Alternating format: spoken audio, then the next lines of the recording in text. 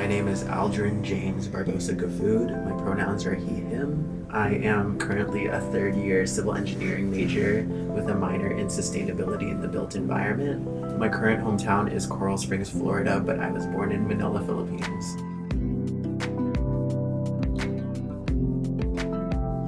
Well, in terms of UF, I know coming in my first year, I wanted to get really involved with ASU. Like, I joined FLP and all that, and I thought it was a great opportunity for me to learn more about myself. But I realized that around Asians, I've always felt very uncomfortable, and part of that was growing up, being queer and being an outcast. I've always felt inauthentic around other Asians, and especially in college, I didn't want to feel like that anymore. So my freshman and sophomore year, that's why I left, because I wasn't comfortable with myself and comfortable with the fact that I am also Asian while also being queer. This past summer, my grandma died, and she was the reason that a bunch of our extended family came back together, and I finally came out to them. And the love that I got from the cousins in my generation made me realize that I don't have to choose between being gay or being Filipino/Asian American, that I can fully accept my whole identity and not just the parts of me. Growing up very Catholic, I have been instilled of what the Catholic ideal is, and that's that being gay is a sin, and that you have to be macho. The hardship that I had to confront him with is actually why I chose my major.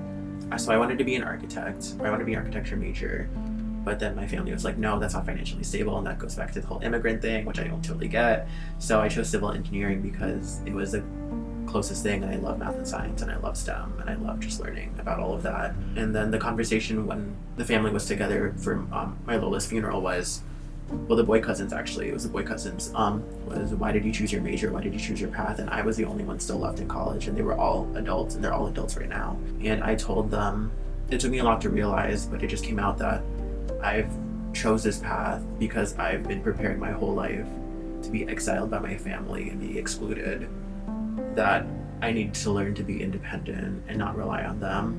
And that also ties into why I'm never home, I never go home, why I always feel uncomfortable at home, why I just don't associate with that family is family, like blood is thicker than water and all of that. I've just had to face being alone or face being independent because that's just the future I expected for myself. As a very effeminate person, I haven't had the opportunity to be in the closet fully. Like, my closet was more of a transparent glass door and everyone's just knocking, waiting for me to come out. But it was my personal journey to go through, and it wasn't really anyone's business. And that's just how I am. Like, I didn't choose to sway my hips. I didn't choose to like talk this high. It's just how I am, and that's when I finally owned it. But like growing up, I remember actually the sequence of instances where I was at the library and I was just like walking to like retrieve a book, and this kid came up to me. He's like, dude, why are you walking like that? Like, why are you swaying your hips? Like, don't you know, like, you should walk like this? And so I would literally go home, and for like an hour or so, I would put my hands on my hips trying to like square them out and just like walk in a straight line, because I didn't really understand what he was talking about. Like, I was just walking, like I really wasn't thinking about it. And I just like straightened my chest, like put my butt in my pelvis, I guess, and I just tried walking. And then I remember whenever I saw the kid at the library, I would make sure I would like adjust to walk so he wouldn't make a comment. And then I remember him one day, he's like, oh, you finally learned how to walk, like nice, or like good job. So it's stuff like that growing up, and people just like making comments, and people saying I'm gay even though I never knew what the word meant, or like I didn't understand what the heft of that word meant, and I was just living my life.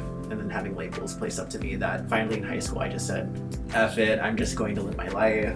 If you're with me, you're with me. If you're not, I'm sorry, but that's not my problem. I am so much more than my intersection. I am so much more than being queer and Asian. There's a plethora of other traits about me that make up my entire identity, and I don't want those two words, or Asian American and gay, to automatically give you assumptions or stereotypes about me that you expect me to behave or act around you, because we are all complex individuals. As cliche as that is, it's very true. Don't compare yourself to other queer Asians and think you have to be a certain way or you have to look or act a certain way just because we are individuals. Just live your best life. XOXO. I'll treat